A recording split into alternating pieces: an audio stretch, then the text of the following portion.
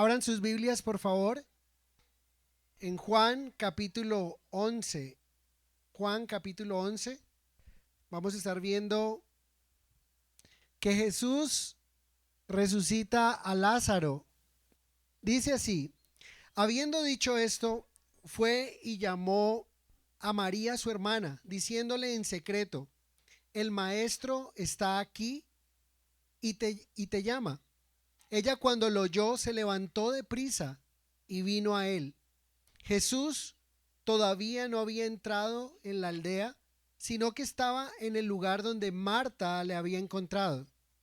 Entonces los judíos que estaban en casa con ella y la consolaban, cuando vieron que María se había levantado de prisa y había salido, la siguieron diciendo: va al sepulcro a llorar allí.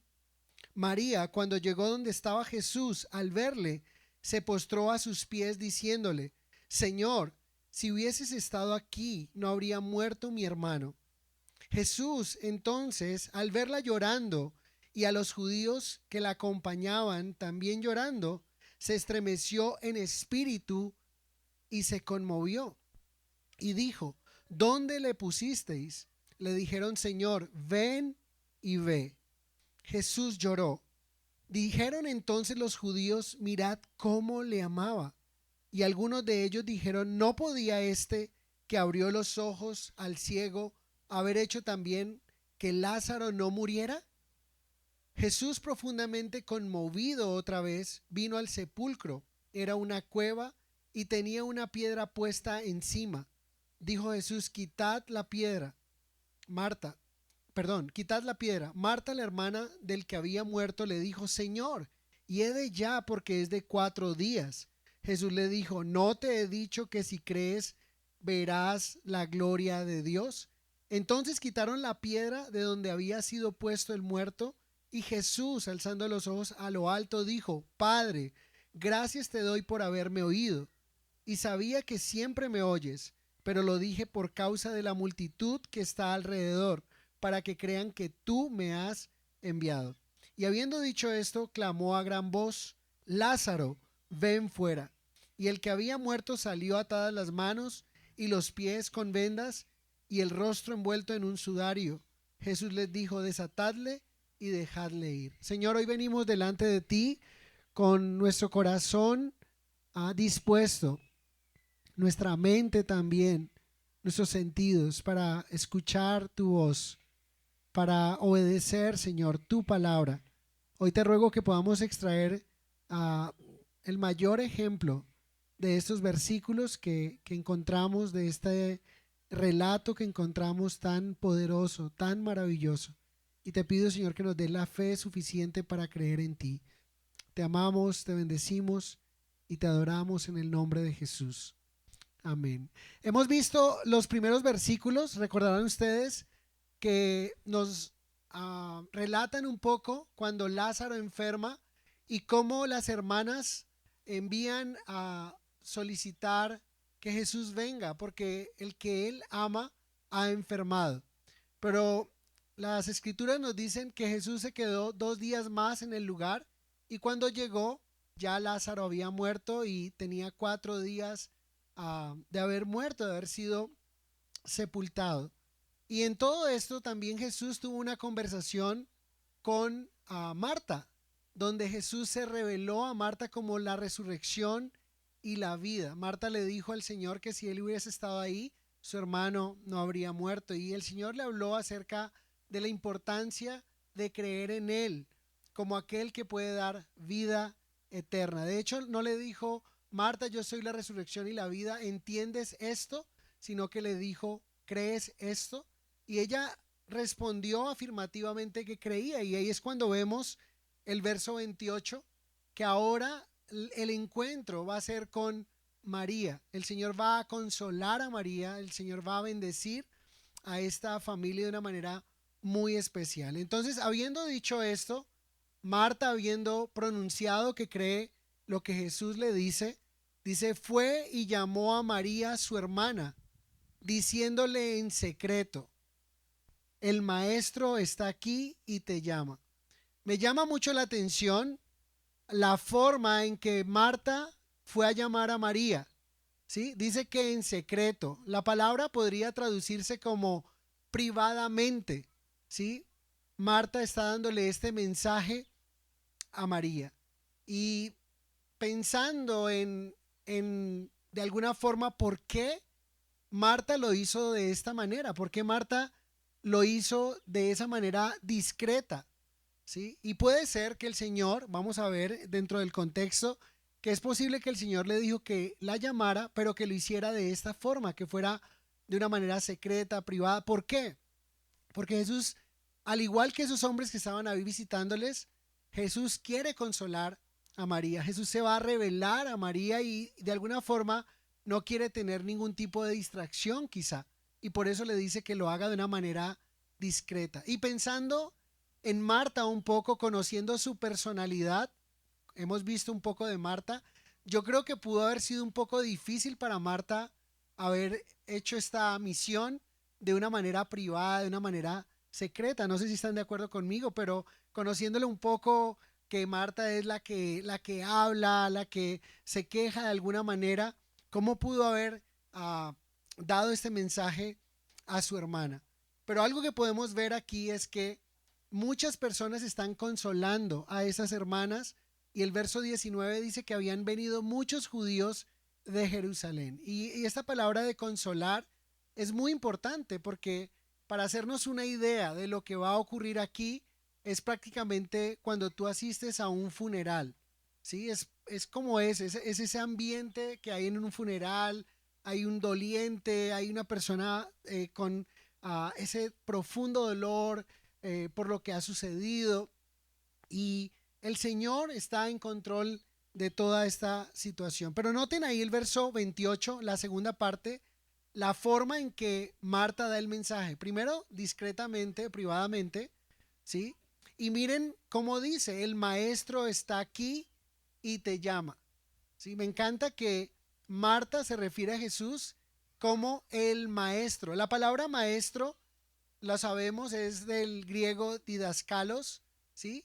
De alguien que es didáctico en enseñar, y Jesús sí que era didáctico enseñando, donde sale esa palabra para nosotros en español, pero significa instructor o maestro. Lo que cambia todo es que está diciendo el maestro.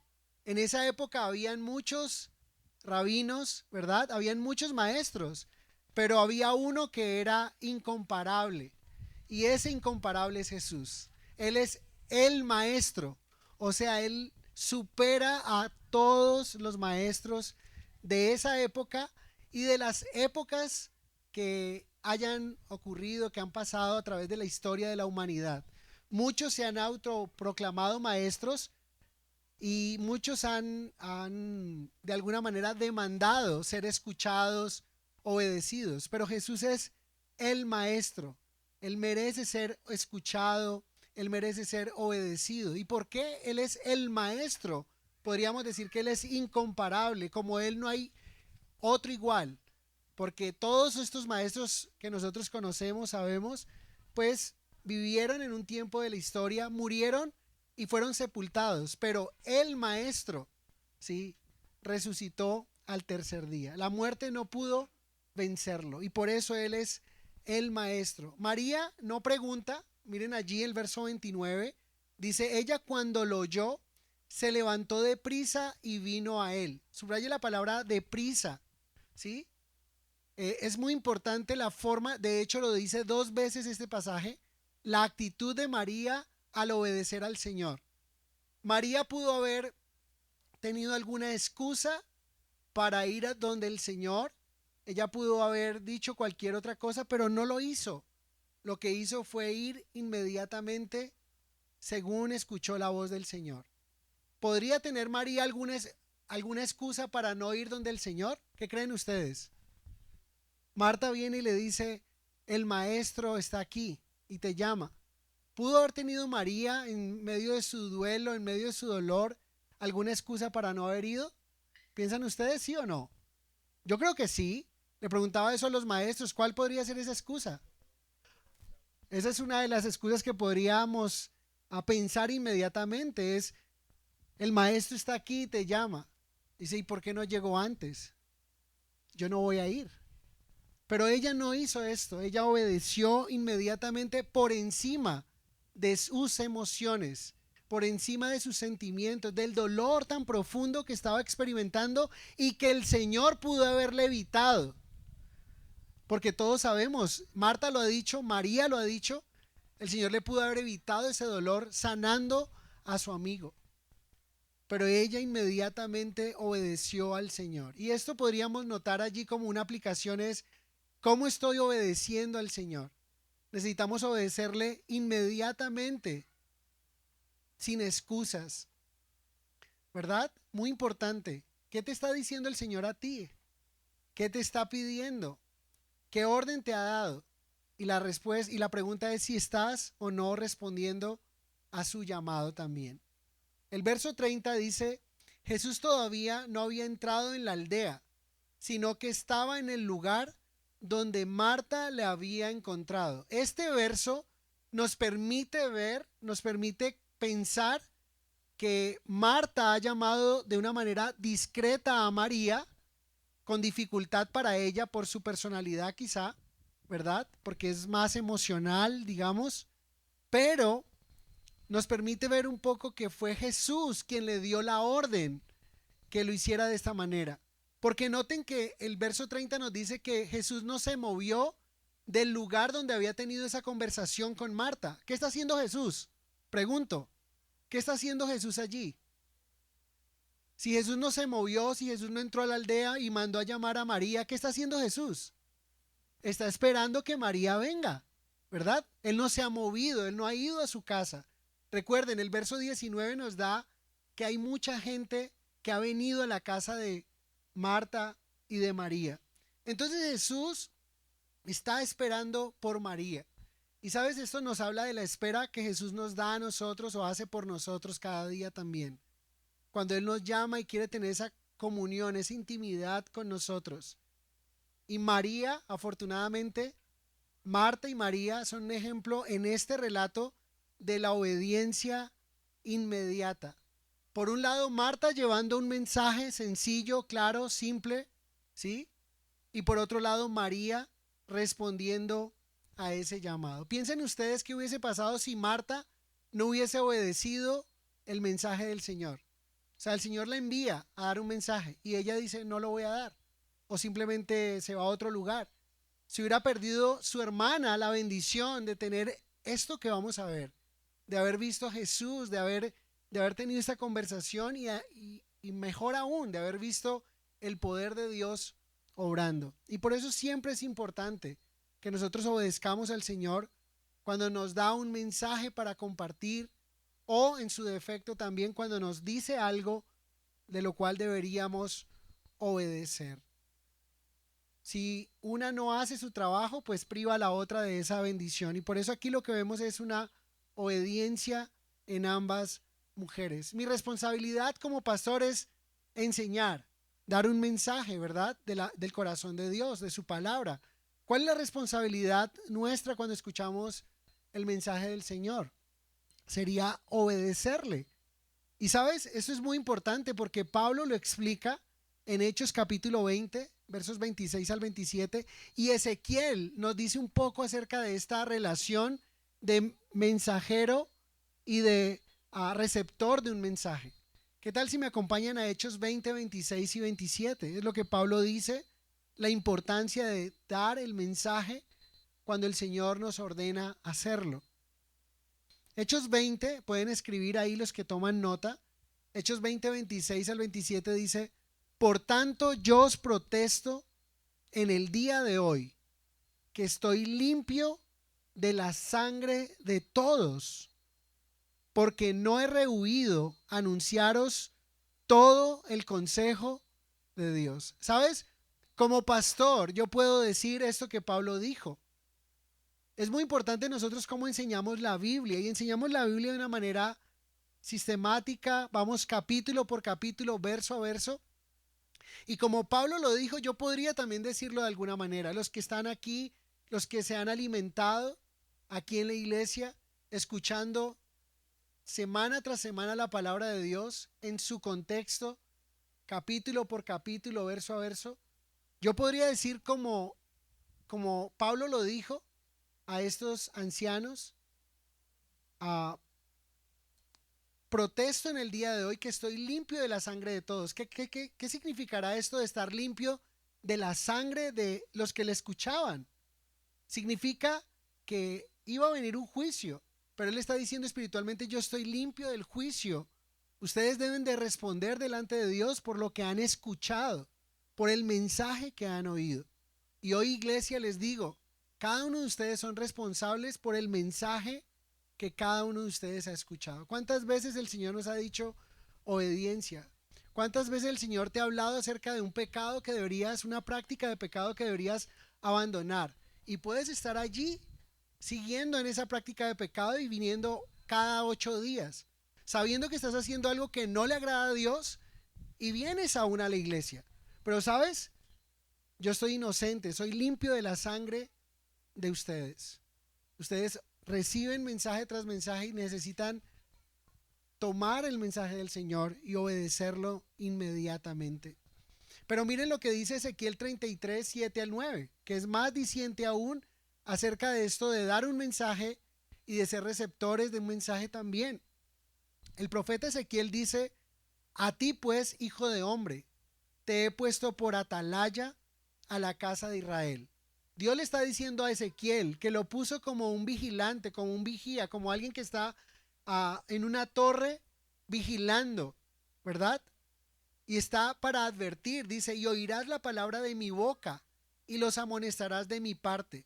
Cuando yo dijere al impío, impío, de cierto morirás, si tú no hablares para que se guarde el impío de su camino, el impío morirá por su pecado, pero su sangre yo la demandaré de tu mano. Otra vez, no está hablando, a veces puede ser que el pecado alcanza a alguien y habla de sangre literalmente física, pero está hablando de ese juicio del cual tú y yo advertimos a aquellos que aún no han creído en Cristo, porque está establecido para los hombres que mueran solo una vez y después de esto el juicio, Hebreos 9:27. Y nosotros que ya no estamos bajo ese juicio, que hemos creído en Cristo, pues somos atalayas para aquellos que nos rodean. Y está diciendo que cuando tú adviertes al impío por su pecado y le dices, eso no está bien, la Biblia dice esto, pues entonces de esa manera tú eres limpio de esa sangre que va a correr, de ese juicio que va a correr si la persona no atiende el mensaje.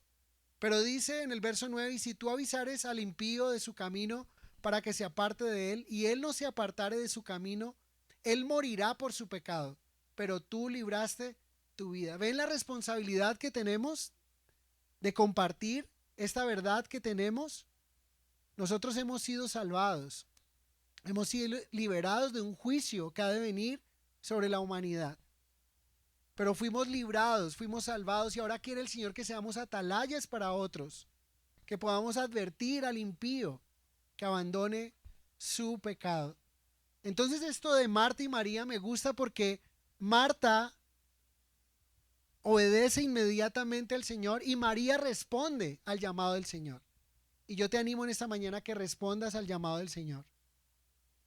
Te animo a que si tu corazón está aferrado a algo que no le agrada a Él y que la Biblia lo expresa, que tú puedas hoy pedirle perdón al Señor y arrepentirte de aquellas prácticas que la Biblia claramente nos muestra como pecado y que podamos avanzar y que el juicio no venga sobre nuestras vidas. Verso 31, volviendo a Juan 11, dice, entonces los judíos que estaban en casa con ella y la consolaban, cuando vieron que María se había levantado de prisa, otra vez, ¿notan que 2 veces aparece que ella lo hizo de prisa, que se levantó de prisa y había salido?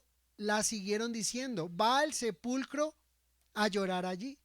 Y sabes, nuevamente el énfasis es que María respondió al llamado del Señor en breve. Es lo que significa. O sea, María escuchó que el Señor la llamó e inmediatamente respondió. Y eso es maravilloso, que nosotros podamos hacer lo mismo. Y necesitamos ser prontos para obedecer y tardos, pero muy tardos para pecar. En lo posible, no hacerlo, como dicen las Escrituras. Deberíamos de ser prontos para obedecer, pero si ustedes se dan cuenta, al igual, esto parece como Santiago, ¿no? Prontos para oír y tardos para hablar. Y eso es lo que dice Santiago. Pero podríamos decir en Primera de Hernando, prontos para obedecer y tardos para qué? Para pecar. Pero tardos tan lejos que ni siquiera alcancemos. Pero muchas veces somos prontos para pecar y tardos para obedecer. La obediencia que nos muestra Marta y María, ah, hay una imagen muy importante porque hay cosas en las cuales podríamos obedecer con inmediatez porque es fácil lo que nos pide, pero a veces también lo que el Señor nos pide hacer no es tan fácil y aún en esto necesitamos obedecer al Señor. ¿Y saben qué imagen viene a mi mente? ¿Se acuerdan ustedes la petición que le hizo el Señor a Abraham? ¿Qué le dijo el Señor a Abraham? Que sacrificara a su hijo. Génesis 22. ¿Y saben qué es lo sorprendente? Que el verso 3 de Génesis 22 dice que muy temprano en la mañana Abraham enalbardó su asno y se fue camino en obediencia al Señor. Qué difícil. Una petición muy complicada, muy difícil. Él no dijo, bueno, es un fin de semana con puente, entonces voy a estar con mi hijo, me voy a ir de camping con mi hijo y luego voy. No, al otro día, muy temprano en la mañana. ¿Y saben? Lo hermoso de la obediencia a Dios es que siempre tiene frutos maravillosos. De tal forma que en Génesis 22:16 Dios dice esto a Abraham y dijo, por mí mismo he jurado, dice Jehová, que por cuanto has hecho esto y no me has rehusado tu hijo, tu único hijo, de cierto te bendeciré y multiplicaré tu descendencia como las estrellas del cielo y como la arena que está en la orilla del mar. Y tu descendencia poseerá las puertas de sus enemigos. En tu simiente serán benditas todas las naciones de la tierra, por cuanto obedeciste a mi voz. No sé si logramos comprender esto tan maravilloso. Y pareciera que fuera al contrario. O sea, Dios promete bendecirlo, bendecir su descendencia, cuando le está pidiendo su única descendencia. Y yo no sé si ustedes han escuchado esa frase, que lo que más tememos que nos pase es lo que generalmente nos pasa. Lo que más nos daría miedo muchas veces, el temor que sentimos, es lo que más rápido sucede muchas veces. Y sabes, cuando Abraham escuchó esta voz del Señor, él salió y obedeció al Señor. Qué difícil salir, ir a matar a su hijo, sacrificar a su hijo. Y es lo que nos dice que hoy, hasta hoy estudiamos de Abraham, de su fe, cómo creyó al Señor. Entonces nuestra obediencia, podríamos ver, es importante para el Señor. ¿Y saben qué cuadro estamos viendo aquí? ¿Qué dice el verso 31? Dice que María se levantó deprisa a obedecer al Señor. ¿Están conmigo o no? ¿Y saben qué hizo esta obediencia? Trajo a otros a un encuentro con el Señor. ¿Están conmigo? Sí, notamos lo que está pasando. Marta obedece al Señor. María responde al llamado del Señor. Y esto hizo que todos esos judíos que estaban ahí, que habían venido de Jerusalén, siguieran a María. ¿Qué estaban pensando ellos?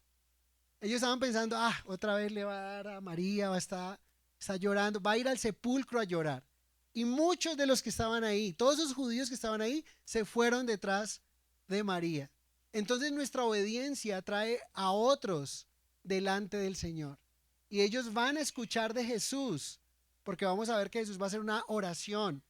Y van a escuchar la intencionalidad de Jesús y van a ver el poder de Jesús. Pero ¿sabes? Cuando nosotros obedecemos, otros vienen al Señor.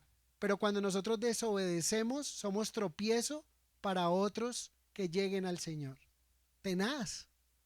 Es lo que podemos ver ahí. ¿Cuánta gente dice, mírelo, y es cristiano? Y lo toma como excusa y por eso no se acerca nunca a una iglesia a escuchar un mensaje. O sea, los privamos de que escuchen este mensaje que ustedes escuchan cada 8 días por el testimonio que nosotros podríamos dar. Tenaz.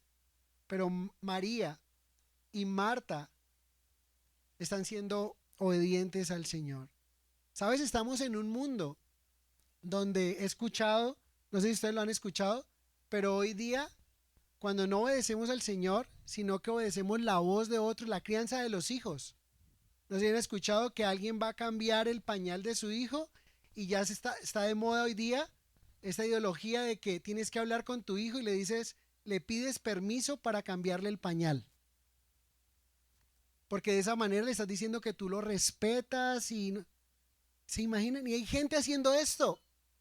Y cuando creemos en estas ideologías y estas cosas raras en las que vivimos en nuestros días, es lo que vemos cuando ven a una familia y el niño allí haciendo tremenda pataleta y dejando en vergüenza a esos padres. Y es porque la Biblia dice, tú debes de criarlo en disciplina y amonestación del Señor. Algunas veces les hablamos, otras veces hay que darle varita. ¿Varita? Ya eso no se escucha. ¿Cómo se le ocurre? No es que su hijo ya llega a la guardería y le dicen que ya tiene el teléfono para llamar a protección familiar y todo esto. Y no estamos hablando de maltrato, estamos diciendo de educar como la Biblia nos enseña. Y cuando creemos más lo que el mundo nos dice a lo que Dios dice, es que allí es donde tenemos esas dificultades. Pero obedecer trae otros a Jesús. La desobediencia es un tropiezo para que otros se acerquen al Señor. En Lucas 17 dice, imposible que no venga tropiezo, mas hay por aquellos por los que viene tropiezo. Que Dios nos guarde a nosotros. Nuestro testimonio es importante. Nuestra obediencia a Jesús es importante. Verso 32. María, cuando llegó a donde estaba Jesús, al verle, se postró a sus pies diciéndole, Señor, si hubieses estado aquí, no habría muerto mi hermano. Miren, eso es de esos pasajes que uno quisiera poder ver la escena y escuchar cómo fueron dichas estas palabras. Ver la cara de María y escuchar su voz.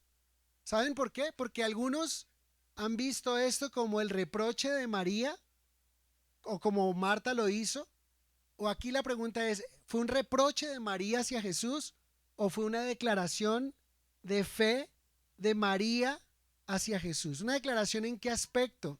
En que, Señor, cuando mi hermano estaba vivo, si tú hubieras llegado, tú tienes el poder para levantarlo, para sanarlo, y mi hermano no hubiese muerto.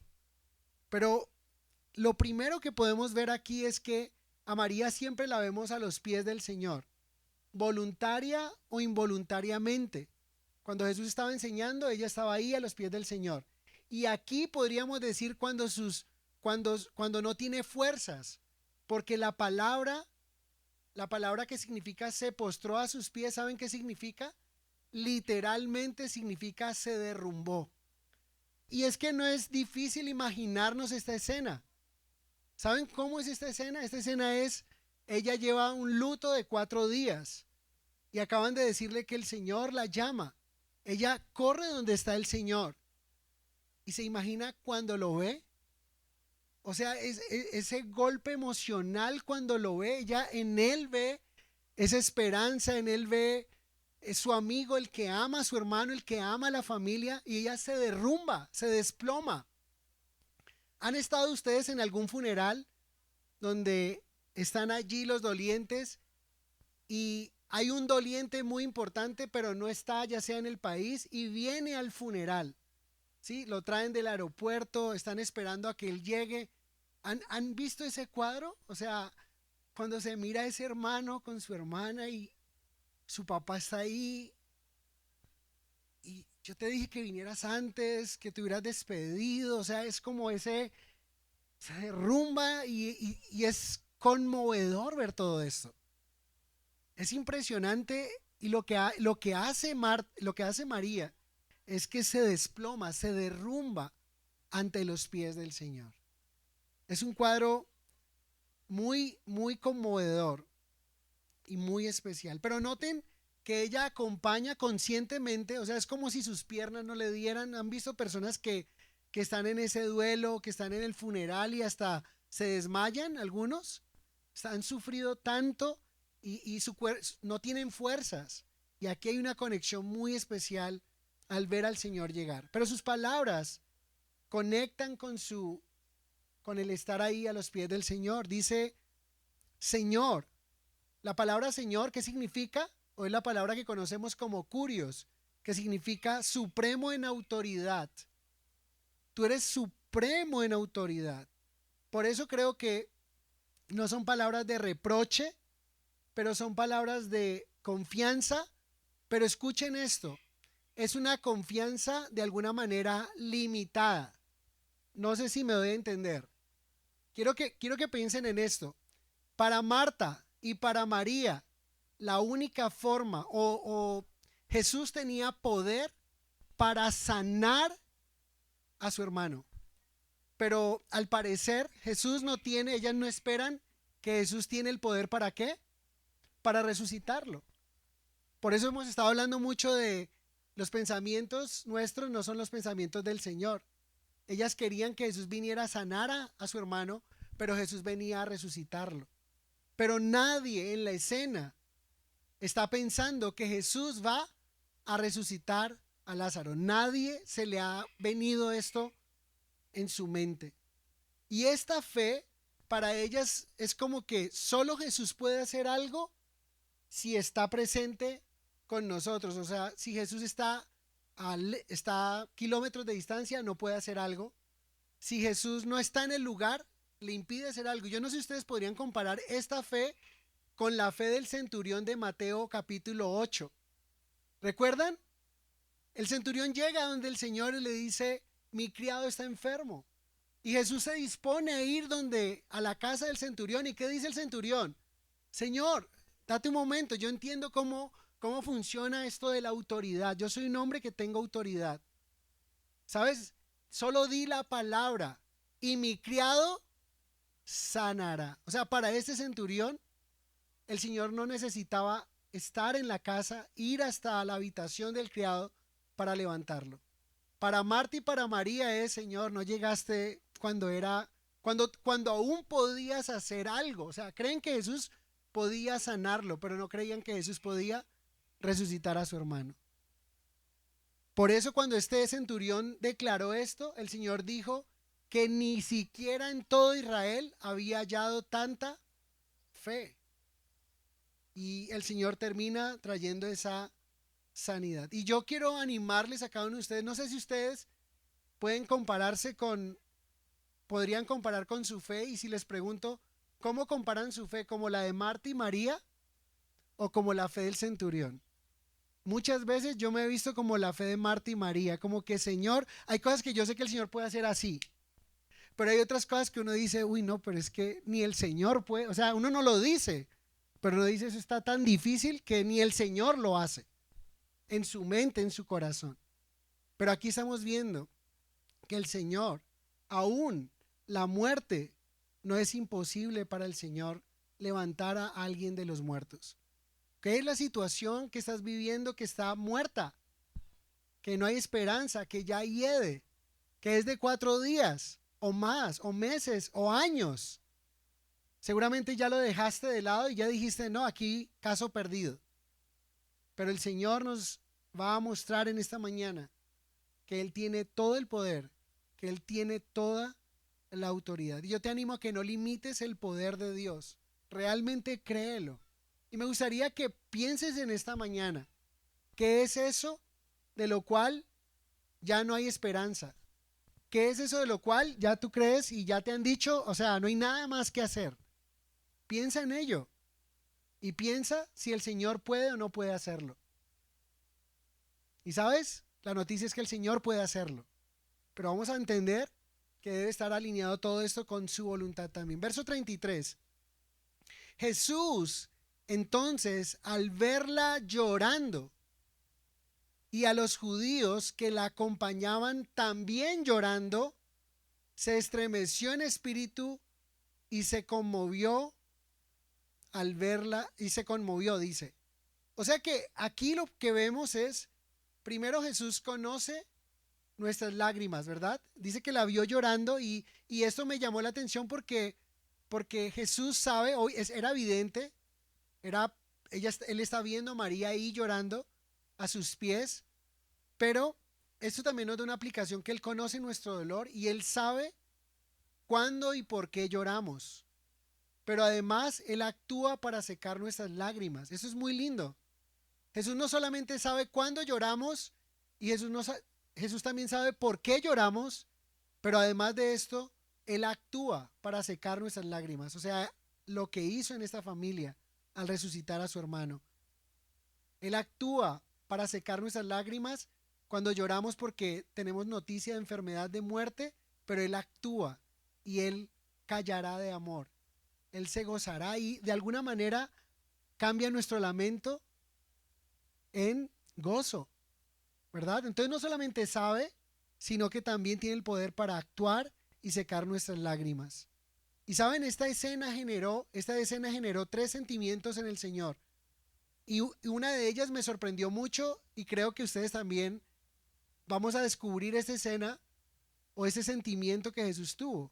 Porque dice, la primera es, se estremeció en espíritu. La segunda es, se conmovió. Y la tercera, en los versos 34 y 35, ¿qué dice? Lloró. O sea, Jesús se estremeció en espíritu. ¿Qué significa esto?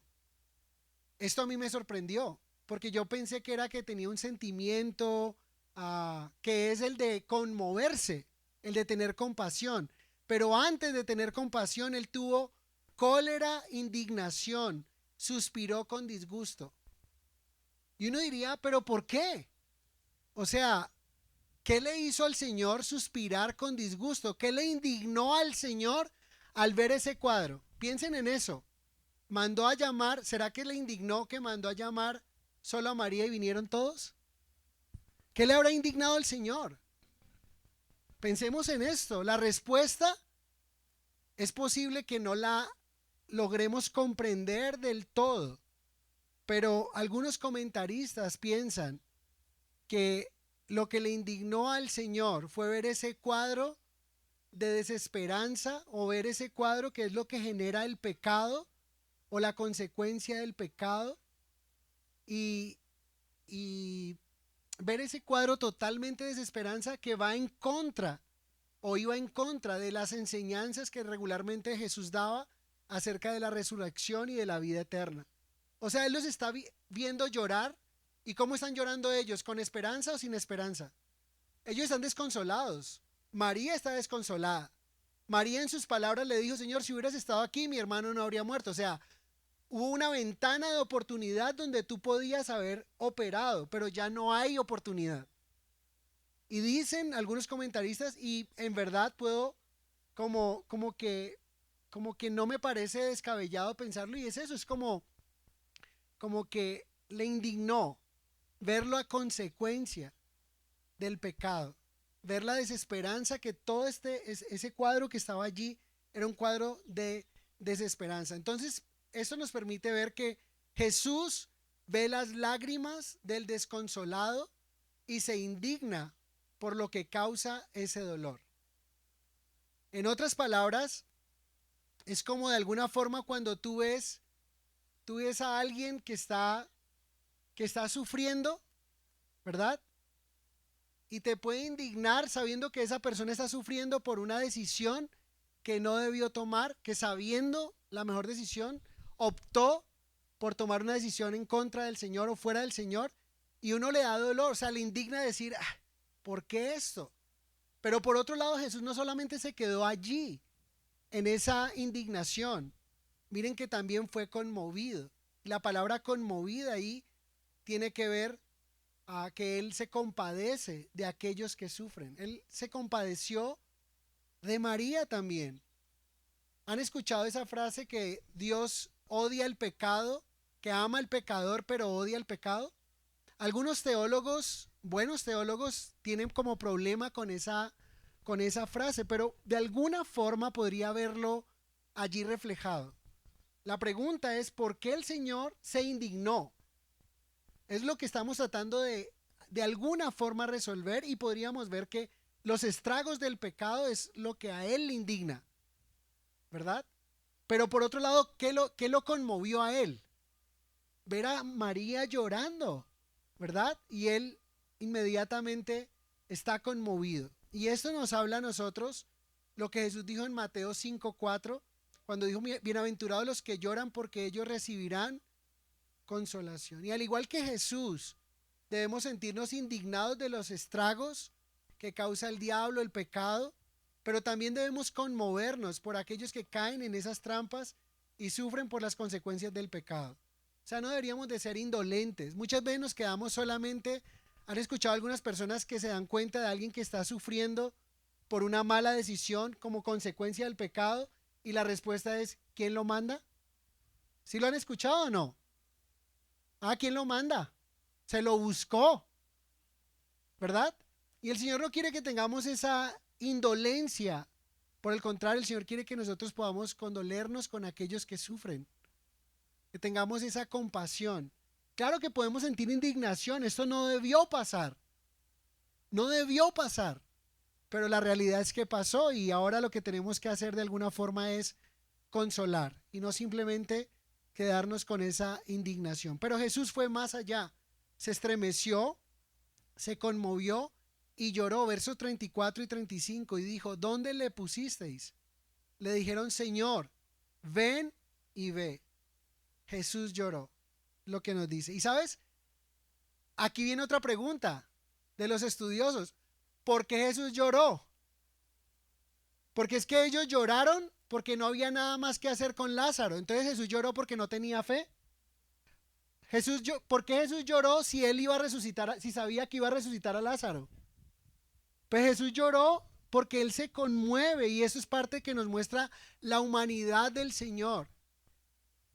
Que él llora con nosotros, que él es un sentimiento que revela esos aspectos importantes de la humanidad de Jesús. Que él nos entiende cuando lloramos, que él no se avergüenza de su humanidad. Muéstrenme un hombre más hombre que Jesús. ¿Y dónde sacaron esto de que los hombres no lloran? Jesús lloró. ¿Y cuántos hombres muchas veces en su hogar están ahí o a veces están viendo una película bien emocional y todo eso y los hijos lo voltean a mirar, todos llorando y los hijos lo voltean a mirar y ellos empiezan o quitan la mirada de la escena porque dice voy a llorar y no quiero llorar, no quiero llorar. Por esto de que los hombres no lloran. Pero Jesús, no hay una representación más excelente de un varón que Jesús. Y él lloró. Y esto de que los hombres no lloran es algo que deberíamos de realmente ser confrontados nosotros porque Jesús, siendo quien es, siendo el varón, o sea, la mejor muestra de masculinidad la vemos en Jesús. ¿Se acuerdan los discípulos? Jesús era quien decía, vamos a Jerusalén y el Hijo del Hombre va a sufrir y lo van a crucificar. Entonces decían los discípulos, entonces no vamos. Y él decía, pero vamos. ¿Se acuerdan en el capítulo 11? El Señor dice, ¿sabes? Lázaro no muere, Lázaro no ha muerto, él está dormido, voy pues para despertarle. Y los discípulos sabían, en Jerusalén querían matar al Señor y dice, Señor, si está durmiendo, ¿para qué vamos? Él se va a levantar solito, dejémoslo. Pero ¿y saben qué dice Tomás? Bueno, pues vamos a Jerusalén para que muramos con él. ¿Sí? Con esa voz de desesperanza. Y esto de que Jesús lloró nos enseña realmente que Él conoce nuestro dolor, que Él se compadece de nosotros, que Él ama a las personas, que dignifica cuando estos patriarcas lloraron. Abraham lloró por Sara, Jacob cuando luchó con el ángel, David con Jonatán, que muchos pervertidos han torcido esas escrituras de el amor de David y Jonatán, ¿verdad? Jeremías, ¿cómo se conoce Jeremías? Y sabes, cuando lo decimos, hay un tono como despectivo. El profeta llorón, tan chilletas. Y sabes, no es eso. Cuando Jeremías lloraba, era ese atalaya que le decía, mira, si siguen por ahí, por el camino por el que van, qué dolor. Van a ser sacados de aquí 70 años. Y ustedes lo pueden evitar, no lo hagan. Jeremías era quien entregaba un mensaje, pero él no se alegraba del mensaje que entregaba, él lloraba por el mensaje que entregaba y le suplicaban no lo hagan, pero ellos más corrían a ir lejos del Señor. Versos 36 y 37. ¿Cómo interpretaron el llanto del Señor? Las lágrimas del Señor. El Señor no está llorando. Recuerden, hay unos llorando sin esperanza y hay otros llorando. Jesús no está llorando sin esperanza. Jesús llora con esperanza, pero está conmovido al ver a sus amigos, en este caso Marta y María, llorando. Él se conmueve por ellos. Y es lo que Pablo dice en Tesalonicenses, que hay unos que mueren sin esperanza y hay otros que mueren con esperanza. ¿Quiénes mueren con esperanza? Todos aquellos que han creído en Cristo. ¿Quiénes mueren sin esperanza? Aquellos que no creen en Cristo, a pesar de que Cristo se ha revelado a la humanidad. Entonces, siempre en los auditorios de Jesús, la gente que estaba ahí se dividía en sus mentes y en sus corazones. Versos 36. Dijeron entonces los judíos: mirad cómo le amaba. O sea, para algunos, ¿cómo interpretaron las lágrimas de Jesús? Amor por la familia. O sea que cuando Jesús lloró, mostró amor por esta familia. Pero el verso 37, y algunos de ellos dijeron, algunos de los que estaban ahí viendo esa escena, dijeron: ¿no podía este que abrió los ojos al ciego haber hecho también que Lázaro no muriera? Y sabes, en esto, de alguna manera, los que cuestionan nos dejan ver un mal carácter y dejan en el ambiente como que Jesús tiene la obligación de suplir toda necesidad. Y como que a veces somos como esta clase, ¿no? Como que todo va bien cuando oramos y el Señor nos responde favorablemente. Pero como que dejamos de creer en Él, dejamos de congregarnos, dejamos de leer la Biblia cuando hemos orado por algo y el Señor no nos responde como nosotros quisiéramos. ¿Sabes qué le estamos dando un mensaje al Señor? No le estamos diciendo que Él es el Curios, el supremo en autoridad, sino que lo estamos tratando como el mago de la lámpara de Aladino. ¿Sí? Como que Él tiene que cumplir todos mis deseos, porque cuando no los cumple, entonces este que le dio vista al ciego, entonces no pudo haber levantado, no pudo haber permitido que Lázaro no muriera. Y es como que el Señor siempre tiene que obrar, o si no, yo dejaría de creer en Él. Tengamos mucho cuidado con esa postura. Y quiero leerles algo que dijo Spurgeon. Spurgeon dijo lo siguiente: supongamos que Jesús está dispuesto a abrir los ojos del ciego, y si los abre, ¿está obligado por lo tanto a resucitar a este hombre muerto en particular? Si no lo considera apropiado, ¿prueba eso que no tiene poder? Si deja morir a Lázaro, ¿se ha probado entonces que no puede salvar su vida? ¿No puede haber otra razón? ¿Acaso el Omnipotente siempre ejerce su poder? ¿Alguna vez ejerce todo su poder? Entonces el punto es como que el Señor Dios obra cuando Él quiere, y el tema no es si Él puede. Acabo de hacerle la pregunta de no limitar el poder de Dios, pero en esta mañana también quiero animarles, aunque no limitamos el poder de Dios, cuando Él decide no hacer algo a nuestro favor, Él es soberano para no hacerlo y Él sabe cómo lo hace y cómo no lo hace. Y todo, ¿sabes? Hay una frase que aprendí ahorita en la conferencia que enseñaron de la fe de José, eh, un club que se llama Club 50-20. No son de los hombres de 50 años y no, nada de eso. Club 50-20 es Génesis 50-20. ¿Saben qué significa? Cuando Dios todo lo que nos parece, él es el único que puede cambiar una circunstancia mala en buena, como lo dijo José. José dijo: ustedes me vendieron, pero el Señor usó todo esto ¿para qué? Para bien, para salvación de muchas personas. Miren el Señor lo que ha hecho, 50-20. El árbol se cayó y ahorita ustedes están en sombra y yo en sol. Todo lo usa para bien. Es lindo el Señor. Ustedes vieran cómo calienta acá la refracción, es más bueno. Pero sigamos. Entonces tengamos cuidado con relacionarnos en esa manera de que el Señor no es nuestro esclavo, ni un mago. sino Él es el Señor. Verso 38. Jesús, profundamente conmovido otra vez, vino al sepulcro. Era una cueva y tenía una piedra puesta encima. Aquí nos describe cómo eran las tumbas de ese tiempo, que eran unas cuevas y que se cerraban con unas piedras de molino. Pero lo que me llama la atención, y quiero que ustedes vean aquí, dice que conmovido, ¿qué? Otra vez. Pero recuerden, en uno se estremeció y se conmovió. ¿Qué es estremecerse? Indignado. Y conmoverse, que tiene compasión, que siente el dolor de lo que está pasando allí. Indignado por lo que el pecado ha causado. Pero aquí cuando dice que profundamente conmovido otra vez, está hablando de enojo. O sea, y aquí vuelve y da esa idea de qué es una tumba.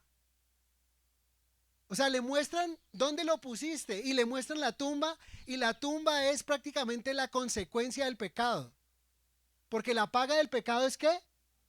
Otra vez se volvió a indignar con lo que el pecado y Satanás pueden hacer, y ese no fue el ideal de Dios, recuerden. No era el ideal de Dios. Y entonces aquí el Señor se conmueve otra vez. Y es probable que también esté indignado por lo que esos hombres han pensado. Recuerdan que unos dicen cómo le amaba y otros cómo tomaron que Jesús haya llorado.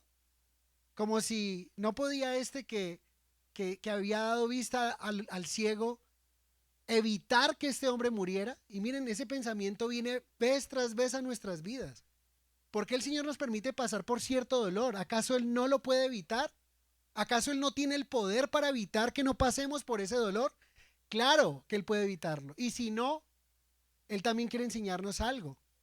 Él también quiere que maduremos. Él quiere que crezcamos en nuestra relación con Él.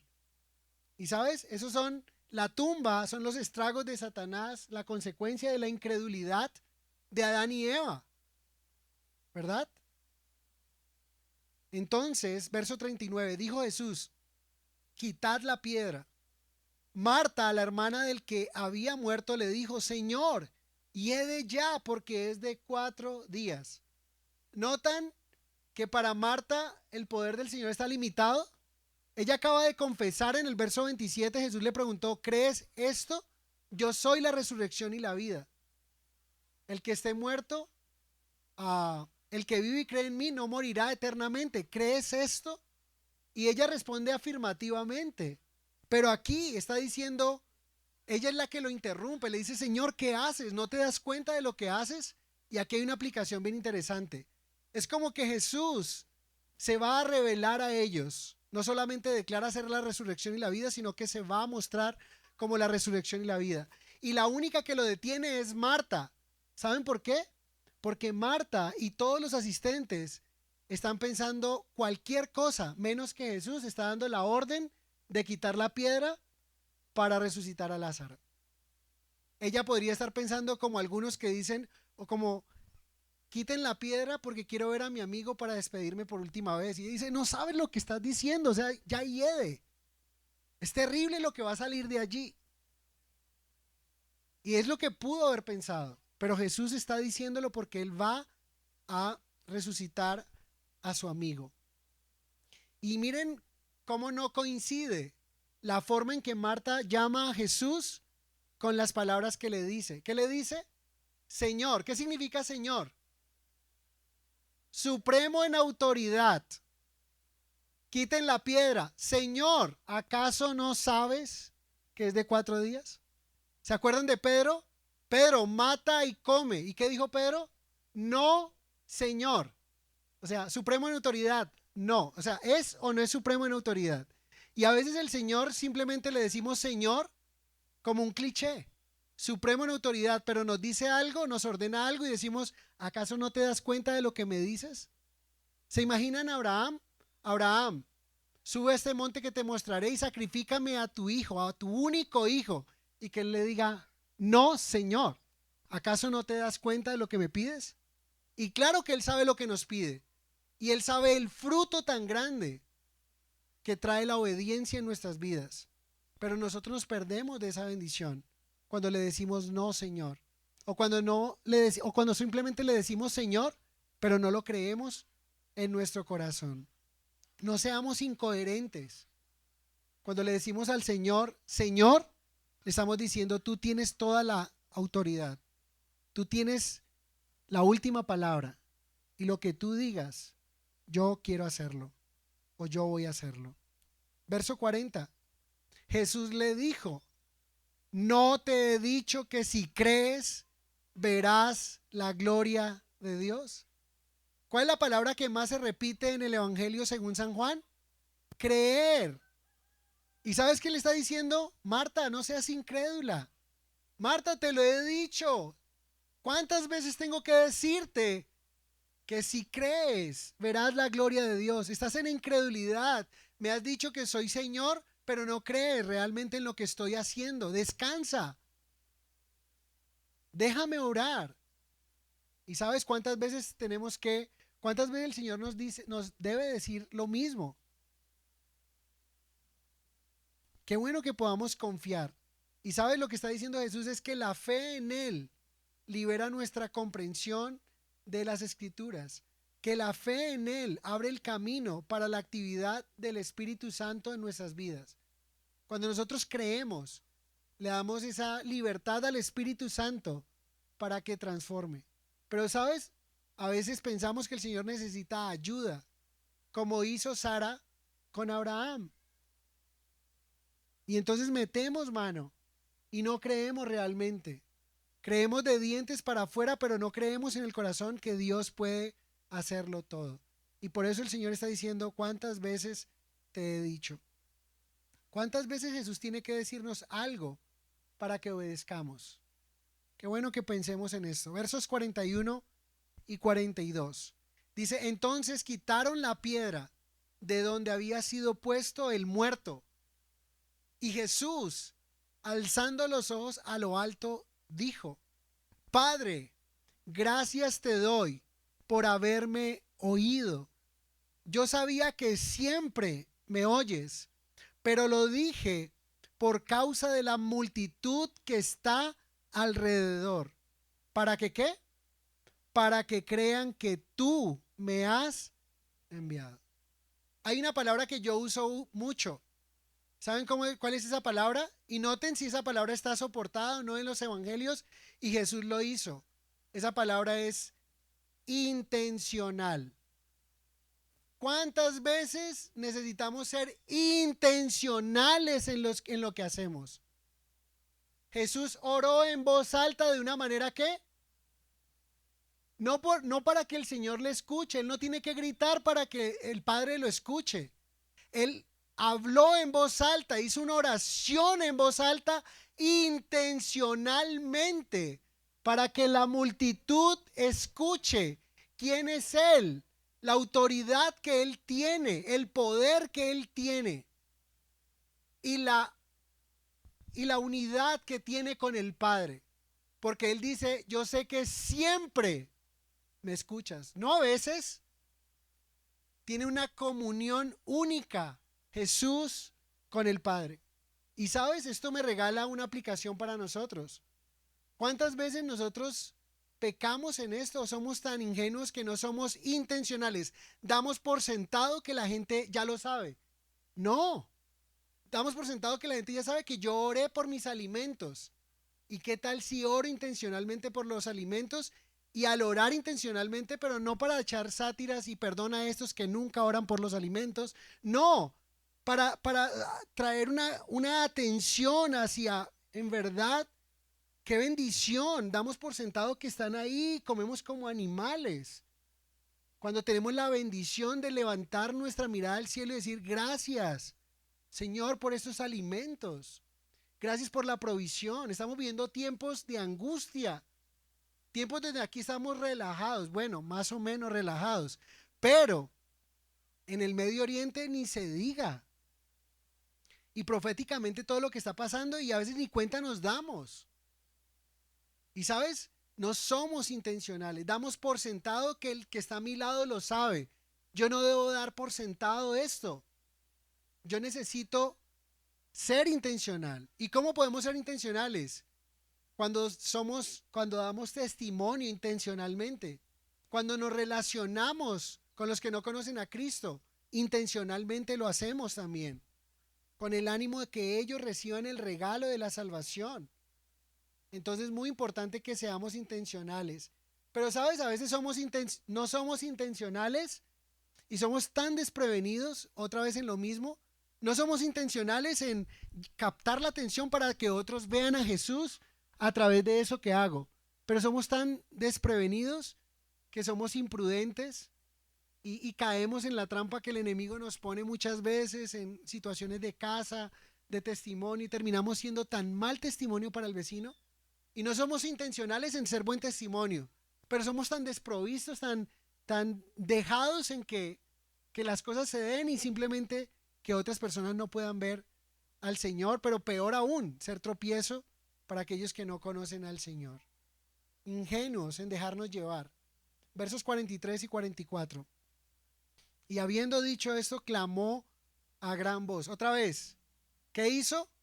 Clamar a gran voz. Hizo una oración en alto y le dice: Señor, yo sé que tú siempre me oyes y lo que te voy a pedir siempre lo contesta. O sea, tú siempre me oyes. Hay una comunión. ¿Quién soy yo? Él ha declarado ser la resurrección y la vida para Marta y para María. Pero aquí más que declararlo es demostrarlo. Y Marta y María y los que acompañaron evidenciaron que Jesús es la resurrección y la vida. Dice: Lázaro, ven fuera. Y el que había muerto salió, atadas las manos y los pies con vendas y el rostro envuelto en un sudario. Jesús le dijo: desatadle y dejadle ir.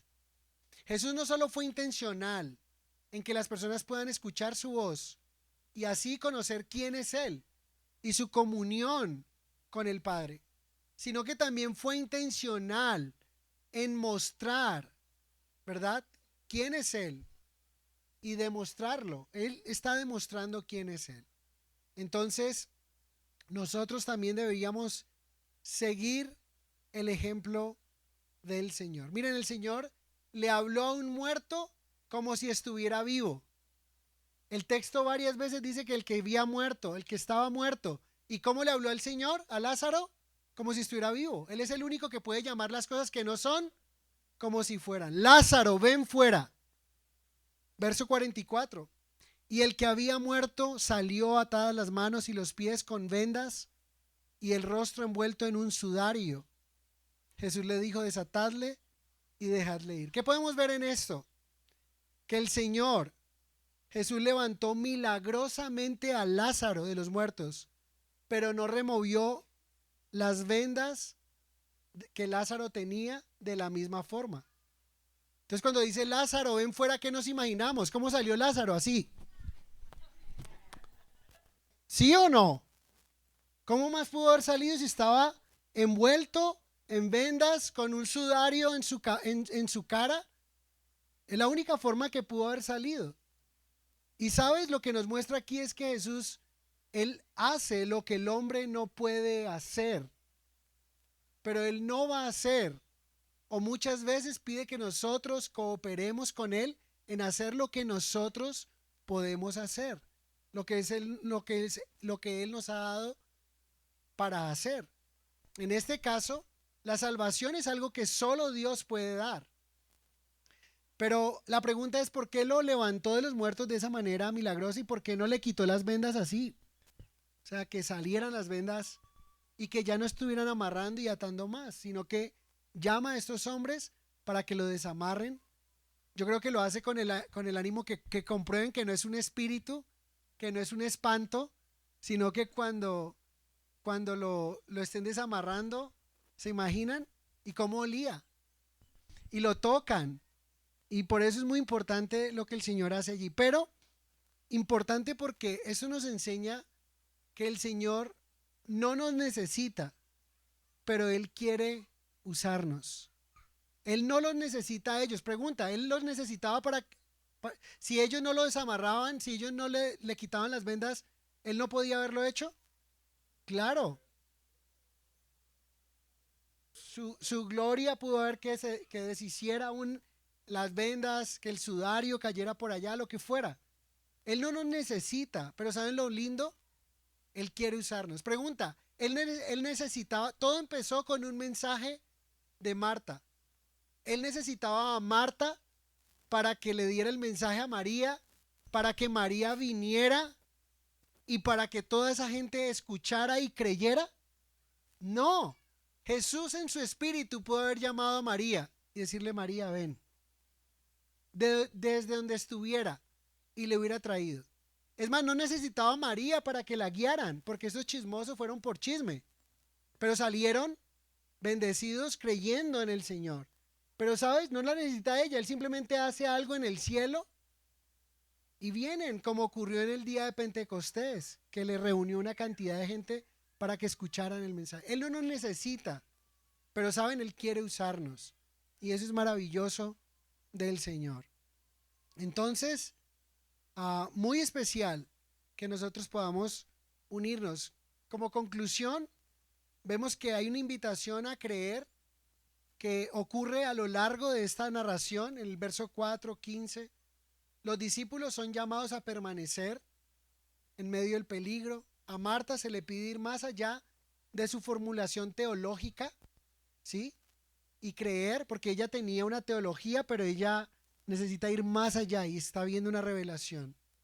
Y también a María y a los demás deben reconocer la revelación de Dios en el Hijo. Qué bueno que podamos ver esto en nuestras vidas. Y yo quiero animarles nuevamente cómo está el área de la obediencia en nosotros.